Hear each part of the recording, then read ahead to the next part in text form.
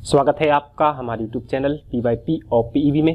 दोस्तों आज की इस वीडियो में मैं आपको 12 दिसंबर की जेल पहरी की जो फर्स्ट शिफ्ट का पेपर था, जो पुलिस में जितने भी क्वेश्चन जीके तथा मैथ से क्वेश्चन आए थे उनके क्वेश्चन को मैं लेकर आया हूं। दोस्तों आपको बता दें, इसके पहले मैंने 11 दिसंबर का जो फर्स्ट शिफ्ट का एनालिसिस था उसको भी डाला था। उसकी लगभग 70 से 80 वीडियो क्वेश्चन डाले थे, उसकी वीडियो की लिंक को मैंने डिस्क्रिप्शन में दे दिया है। आज के क्वेश्चन को देखते हैं जो कि हमारे मध्य प्रदेश जीके से संबंधित है तथा ऑल इंडिया एमपी की जीके करंट अफेयर से संबंधित है। ये कुल हमारे 17 से 16 क्वेश्चन है जो सुबह की शिफ्ट में पूछे गए थे। पहला क्वेश्चन था जो कि क्रिकेट से संबंधित था, स्पोर्ट्स से संबंधित है। आपसे पूछा गया था कि संध्या अग्रवाल का संबंध किस खेल से है। तो दोस्तों आपको पता ही होगा, संध्या अग्रवाल मध्य प्रदेश से ही संबंधित है। मध्य प्रदेश के इंदौर जिले से एक ये क्रिकेट की खिलाड़ी है, तो इसका राइट आंसर हमारा क्रिकेट था।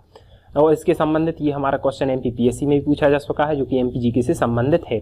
दूसरा क्वेश्चन था जो कि हमारे बांध से संबंधित था कि माता टीला बांध किस नदी पर स्थित है। तो दोस्तों आपको पता ही होगा कि माता टीला बांध बेतवा नदी पर स्थित है।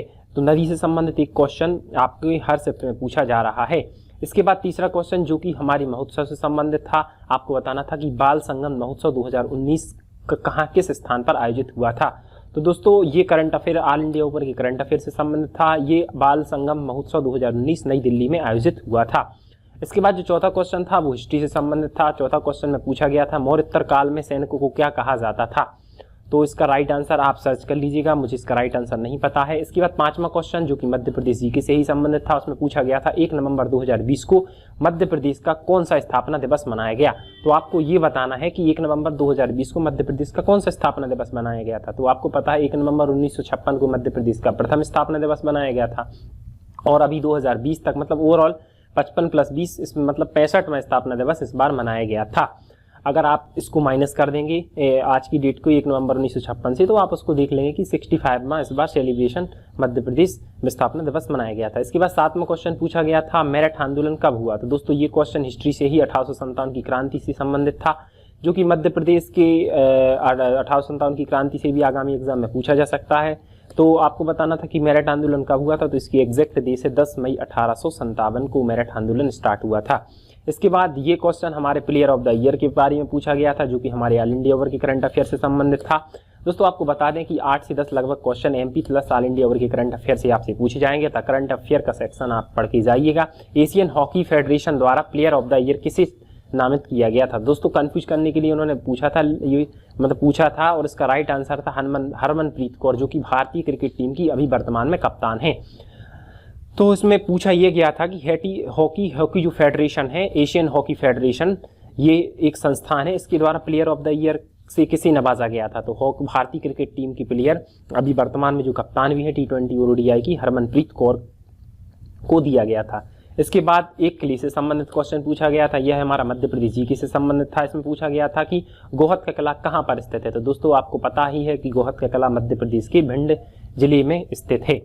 आगे पूछा गया था 9वां क्वेश्चन था कि इंडियन नेवी द्वारा तैयार PPE किट। तो आपको दोस्तों पता ही होगा कि अभी वैश्विक महामारी कोविड जो 2020 अभी चल रहा है, कोरोना वायरस, उसमें जो डॉक्टर्स और नर्स स्टाफ और जितने भी अपने आप को संक्रमित होने से बचने के लिए किट पहने रहते हैं, जिसको हम PPE personal protection equipment kit बोलते हैं। PPE किट उसके बारे में पूछा गया था कि जो पर्सनल प्रोटेक्शन इक्विपमेंट किट मतलब जो PPE किट है, यह इंडियन नेवी के द्वारा कौन सी PPE किट लॉन्च की गई थी या जारी की गई थी। तो उनके द्वारा जो कोरोना काल में तैयार की गई थी उसका नाम नवरक्षक था। इसके बाद एक 10वां क्वेश्चन जो कि मध्य प्रदेश की योजना से संबंधित था। तो दोस्तों जो हमारा 11 दिसंबर की दोनों शिफ्ट के पेपर में एक योजना से संबंधित पूछा गया है। आपको बता दें कि ये मध्य प्रदेश की योजना भी हो सकती है एज वेल एज भारत की योजना भी हो सकती है। था योजना जितनी भी मध्य प्रदेश और भारत के भी वर्तमान में भारत सरकार द्वारा लॉन्च की गई थी, उसके बारे में आप थोड़ा सा पढ़ लीजिएगा। इसके बाद जो 11वां क्वेश्चन है वह पूछा गया था हॉकी खिलाड़ी लक्ष्मण शंकर के बारे में, कि जो मध्य प्रदेश की जो शंकर लक्ष्मण जो कि गोलकीपर थे शायद, हॉकी के खिलाड़ी शंकर लक्ष्मण ओलंपिक टीम के हिस्सेदार कब थे। तो आपको पता ही होगा कि इसके बारे में पूछा गया था। तो इसका राइट आंसर 1956 में भी थे, 60 में भी थे और 1964 में भी थी। तो इस क्वेश्चन का आंसर आप ऑप्शन से निकाल सकते थे।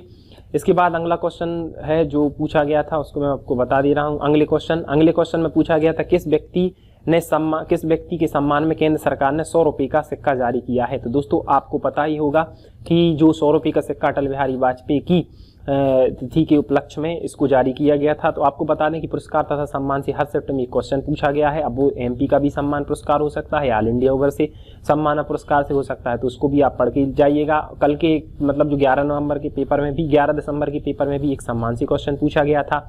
अब आगे पूछा गया था मध्य प्रदेश की पहली सूती मिल कहाँ पर स्थित है। दोस्तों आपको ये पता ही होगा कि ये बुरहानपुर में स्थित है। अब हो सकता है कि आपसे पूछा गया हो कि मध्य प्रदेश की पहली सूती मिल कहाँ, कब और कहाँ स्थापित की गई थी। तो दोस्तों आपको पता ही है कि 1906 में बुरहानपुर में स्थापित की गई थी।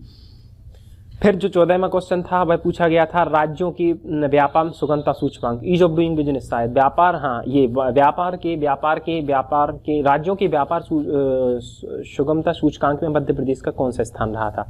तो दोस्तों ये इसका राइट आंसर चौथा था। ये मध्य प्रदेश जीके से संबंधित था। ऑल इंडिया ओवर में मतलब ऑल पूरे वर्ल्ड लेवल में एक लिस्ट जारी होगी, उसमें नंबर 1 पर रहा होगा, फिर उसमें भारत की पोजीशन आई होगी और उसके बाद अपन से पूछा गया था कि मध्य प्रदेश की कौन सी पोजीशन है।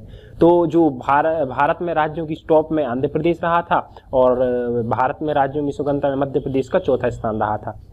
इसके बाद 15वां क्वेश्चन पूछा गया था पाली उमरीगर अवार्ड 2018-19 किसे दिया गया था। तो आपको पता ही होगा कि भारतीय क्रिकेट टीम के रीढ़ की हड्डी कहे जाने वाले तेज गेंदबाज जसप्रीत बुमराह, बूम बूम बुमराह को ये दिया गया था। इसके बाद एक और स्पोर्ट्स से संबंधित क्वेश्चन था कि मध्य प्रदेश की प्रथम खेल नीति कब हुई थी। तो आपको पता ही होगा कि मध्य प्रदेश में प्रथम खेल नीति 1989 में आई थी और इसके बाद अभी वर्तमान खेल नीति 2005 में ये रिवाइज होकर आई है। इसके बाद दोस्तों बता दें कि जो मैथ्स के क्वेश्चन के बारे में हमें बताया गया है कि मैथ्स के क्वेश्चन में एक प्रोबेबिलिटी प्रायिकता से हर शिफ्ट में हर पेपर में पूछा गया है क्वेश्चन। आप प्रोबेबिलिटी टॉपिक को तैयार कर लीजिएगा, यहाँ से आपके एग्जाम में भी एक क्वेश्चन पूछा जाएगा।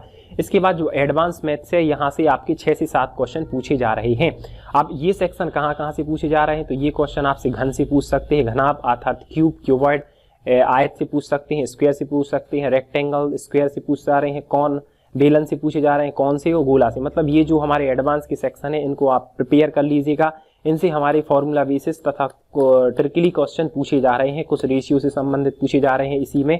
तो एडवांस में से 5 से 7 क्वेश्चन हो गए। इसके बाद रैखिक समीकरण लीनियर इक्वेशन से 2 क्वेश्चन पूछे जा रहे हैं। एक क्वेश्चन आपको की वैल्यू फाइंड आउट करने को बोला जा रहा है और एक में आपको मूल निकालना है। जैसे मूलों का योग गुणनफल दे दिया तो उसकी मूल बताइए, या फिर एक इक्वेशन दी गई इसकी मूल क्या होंगे, या अगर मूल वास्तविक हो तो की वैल्यू फाइंड आउट कीजिए। तो 2 क्वेश्चन यहाँ से हो गए। इस प्रकार ये 10 क्वेश्चन तो हमारे इन 3 सेक्शन से हो गए।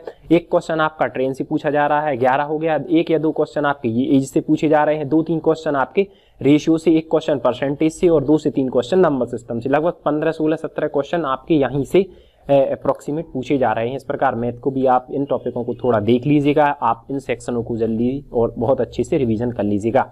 अगर वीडियो अच्छा लगा हो तो वीडियो को शेयर करना है, अगर आप चैनल पर नए हैं तो चैनल को सब्सक्राइब करना है। मिलते हैं अगले एनालिसिस में, तब तक बनी रहिए हमारे साथ। धन्यवाद। Thank you for watching my video.